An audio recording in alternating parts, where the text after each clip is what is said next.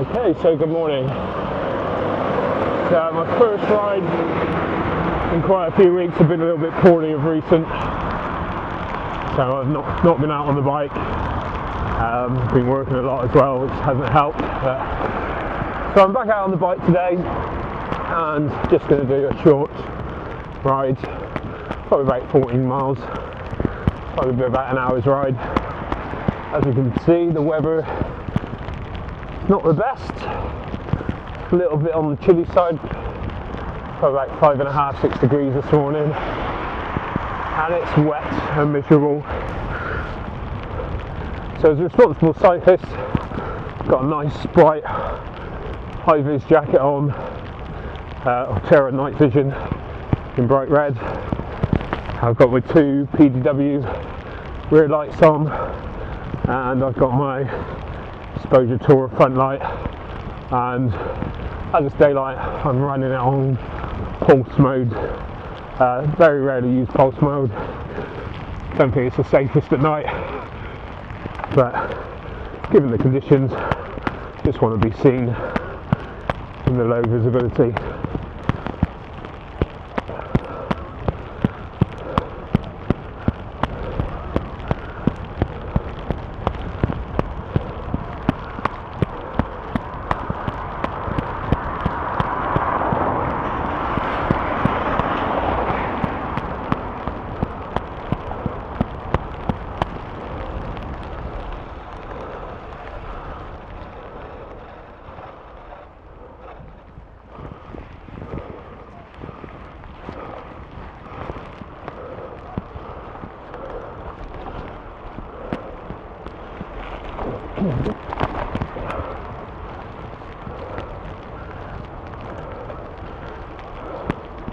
So although I've not been cycling recently, as usual, I've been commenting on other people cycling on YouTube, and as usual, into quite a few discussions.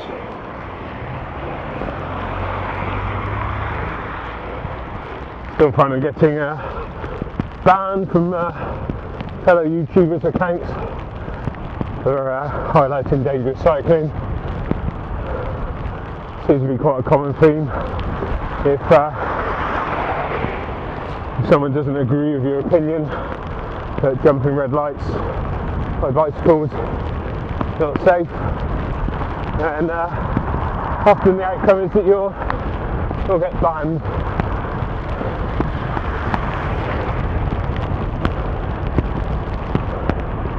Unfortunately, all this leads to is a very stale website, YouTube channel, where the blogger on the YouTube channel just have people who happily conform to their way of thinking. That just confirms their bias towards other road users or their behaviour or other people's behaviour. So let's have a little catch up on some of the conversations I've been having recently, or trying to have conversations with. Let's start with the Audi comments. Recently Sylvia had a video about a Mercedes driver being arrested, and in the comments we had a few usual for this type of driver. One guy commented about Audi drivers, quite bizarre considering there's a video with a Mercedes in, and I had a quick look on their own channel, and lo and behold, whilst when they had close passes or what they deemed dangerous behaviour by road users who are driving maybe Vauxhalls, Peugeots, Citroens, they never mentioned the make of the vehicle. So every time there was an Audi involved, they mentioned an Audi. So it's just confirmation bias of their own beliefs, or of quite a lot of people's beliefs. know why Audi drivers are singled out, and Mercedes drivers sometimes. Could it well be jealousy of people with what was more of an exclusive market car at one point? I don't know. No, but it's quite strange. I can honestly say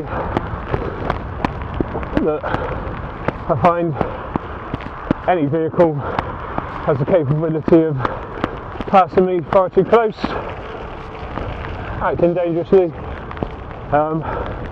Equally, I've had some good interactions with Mercedes drivers, Audi drivers, and it's quite ludicrous to think that you can step into a car and it somehow changes a person's personality because they're in that sort of car. Now, as a driver of many years or many decades, I know certain cars may inspire you to drive differently. My wife's automatic, for example, makes you generally a little bit more relaxed, nice easy car to drive, don't have to think about it. Whereas my own car, my 2-litre turbo, it does give you that feeling of wanting to push on.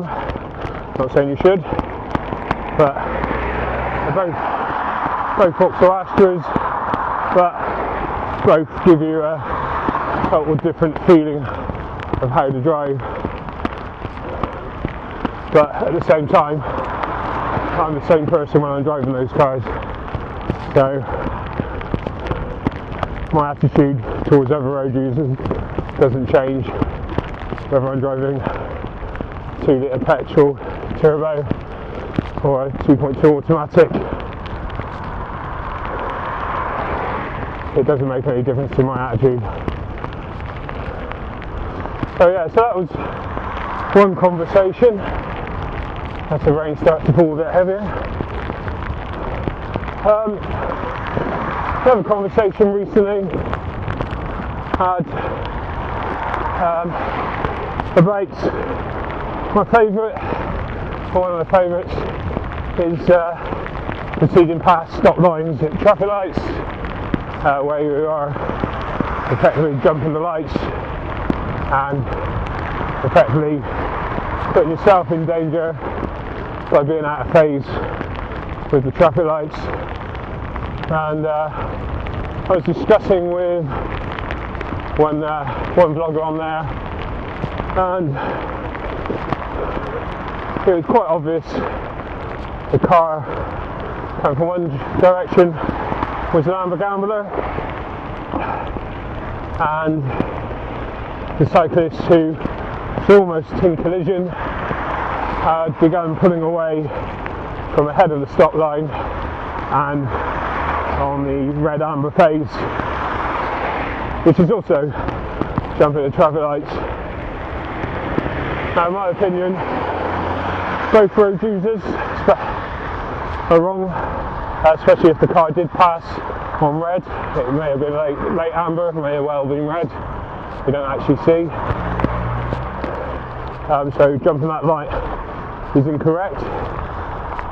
But equally, the action of the cyclist starting ahead of the stop line and pulling away on the red amber phase puts that cyclist, or putting themselves, in danger.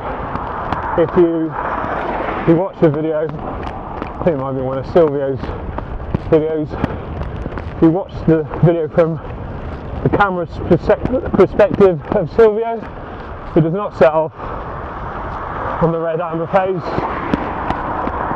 then you can see the difference in the potential for a collision.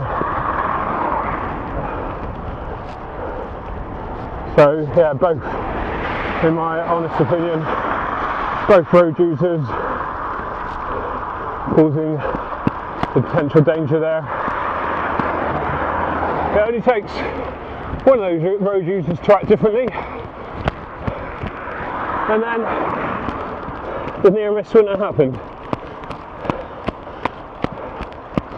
So yeah, if you want to keep yourself safe as a vulnerable road user, my advice there is stay behind the white line, only setting off on green, and when you set off on green, making sure the way is clear,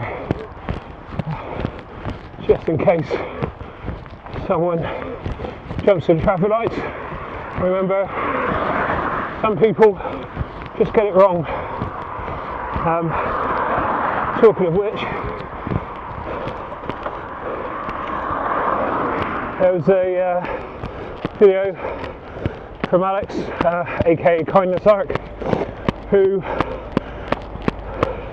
was approaching a set of lights. The lights turned amber, and he made the right choice to keep going because he could clear the amber. But it just goes to show that when a set of lights is losing priority, it's a split-second decision for a driver. And in that split second, that driver can make a bad decision. Sometimes it just happens.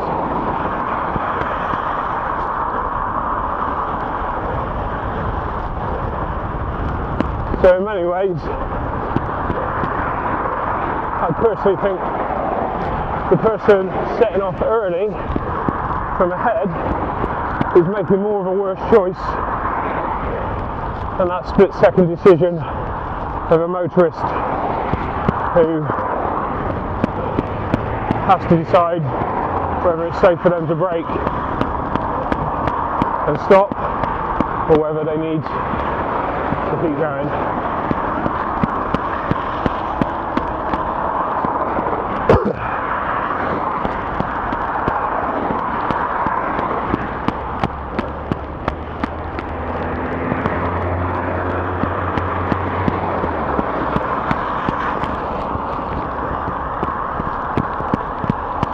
So other recent conversations I've had, I indicate right, checking behind, is with individuals about